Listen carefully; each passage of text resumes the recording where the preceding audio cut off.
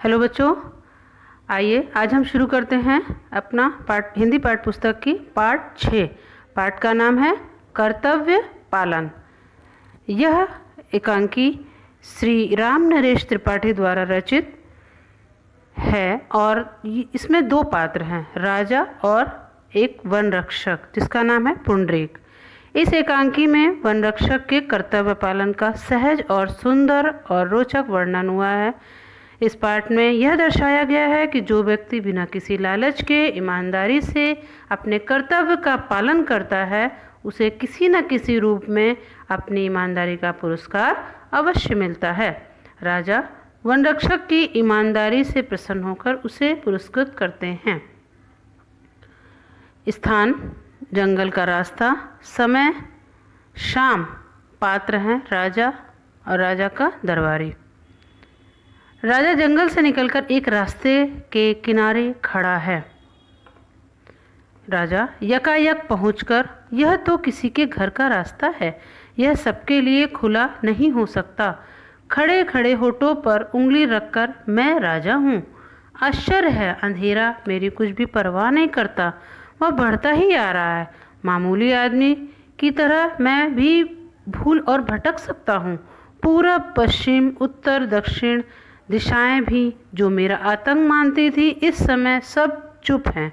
दरबार में बढ़ बढ़कर बातें करने वाली मेरी बुद्धि इस समय नहीं बता सकती कि मैं किधर जाऊं।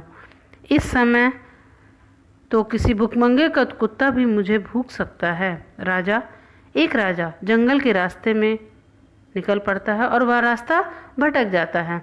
उसे यह एहसास हो रहा है कि आज प्रकृति के दरबार में राजा और रंक सभी एक समान हैं।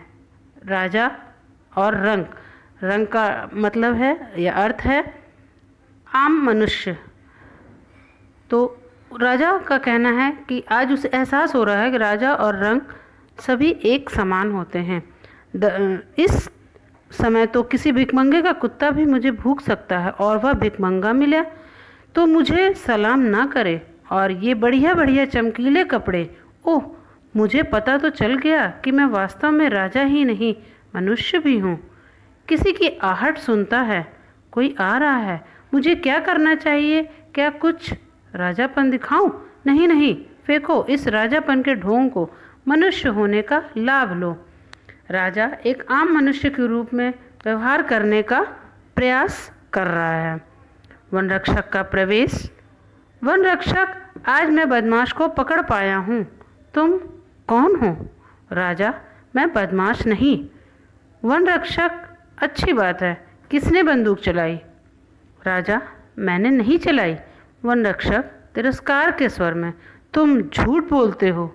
राजा मन में झूठ बोलता है, कैसे? दुख की बात है कि मैं राजा होकर एक अपराधी की तरह सुन रहा हूँ। तुम मेरी बात का विश्वास करो भाई, मैंने बंदूक नहीं चलाई।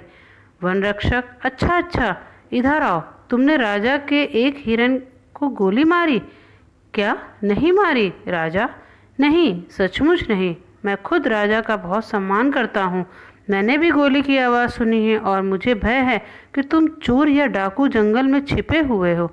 वन रक्षक, मुझे यकीन नहीं। खैर, तुम कौन हो और तुम्हारा नाम क्या है? राजा गंभीर होकर, मेरा नाम? वन रक्षक, हाँ, तुम्हारा नाम। तुम्हारा कोई नाम तो होगा ही, क्या नहीं? तुम कहाँ रहते हो और करते क्या हो? राजा, इन प्रश्नों का उत्तर देने का मुझे अभ्यास नहीं। राजा, एक राजा होने के नाते आम मनुष्य की तरह उन्हें अपने परिचय देने की आदत नहीं थी, लेकिन वन रक्षक उनसे उनका परिचय मांग रहा था। क्यों? क्योंकि जंगल में किसी भी का भी परिचय लिए बगैर वो कहीं निकलने उन्हें नहीं देता था। इस प्रकार राजा को अपना परिचय देने में बहुत ही मुश्किल हो रही थी।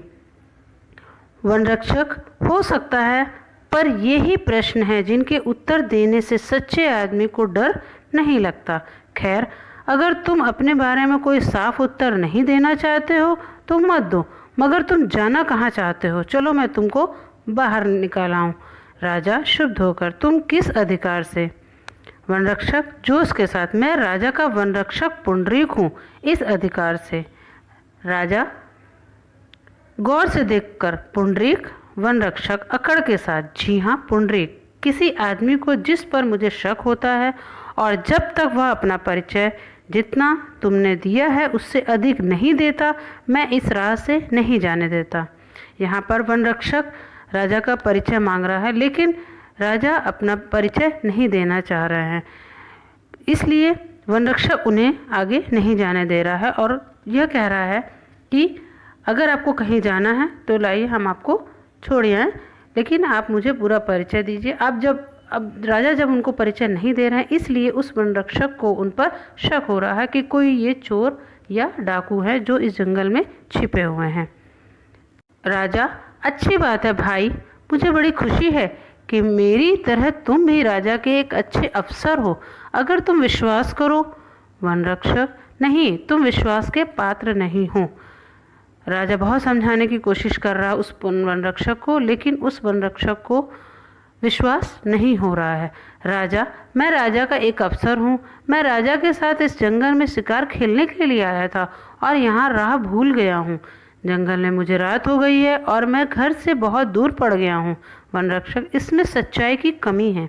अगर तुम शिकार को निकले थे तो तुम्हारा घोड़ा कहाँ है? राजा, घोड़ा थक कर गिर पड़ा, मैंने उसे छोड़ दिया। वन रक्षक, यदि मैं तुम्हारी बात का विश्वास न करूं?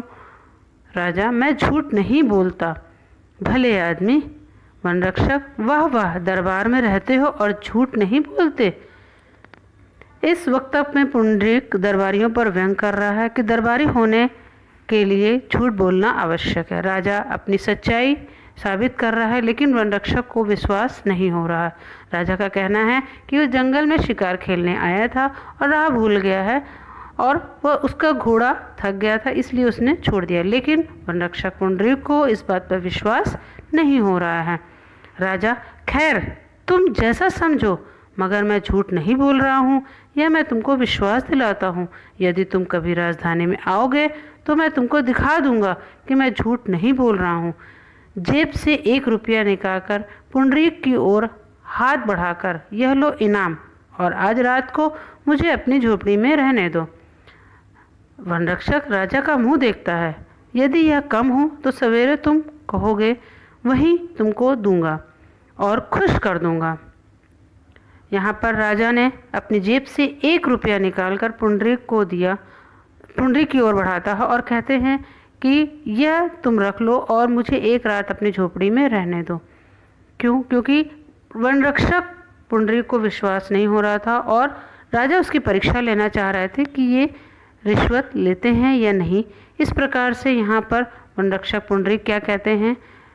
वन रक्षक जोर से हंसकर, ओहो, अब मैंने माना कि तुम दरबारी हो। राजा, दरबारी हो, आज के लिए तो एक छोटी रिश्वत और कल के लिए बड़ा सा वादा, एक ही सांस में दोनों। मगर मेरे दोस्त, यह दरबार नहीं है।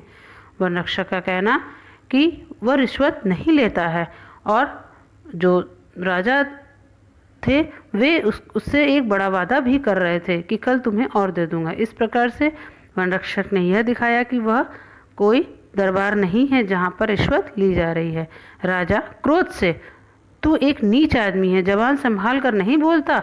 मैं तेरे बारे में अधिक जानना चाहता हूँ। वन रक्षक लापरवाही से, तू और तेरे शब्द को इस लापरवाही से मत फेंको। मैं भी उतना ही भला आदमी हूँ जितने तुम हो। राजा शांत होकर, क्षमा करो मित्र। वन रक्षक मुस्कुराकर, मैं क्रोध में नहीं हूँ, पर जब तक तुम्हारी सच्चाई पर मेरा संदेह है तब तक मैं तुमसे विशेष प्रेम भाव नहीं दिखला सकता। राजा, तुम ठीक कहते हो, पर मैं तुमको कैसे विश्वास दिला सकता हूँ? वन रक्षक, ओह, तुम जैसा मुनासिब समझो करो। राजधानी यहाँ से 10 मील पर है। तुम अभी राजधानी जाना चाहो तो मैं तुमको रास्ता बताऊंगा, और अगर तुम रात भर इस गरीब के घर में टिकना पसंद करो तो मेरे सिर आँखों पर रहो। सवेरे मैं तुम्हारे साथ चलूँगा। यहाँ पर वन रक्षक किसी भी प्रकार से राजा की बातों का विश्वास नहीं कर रहा है और उसकी सच्चाई पर संदेह कर रहा है।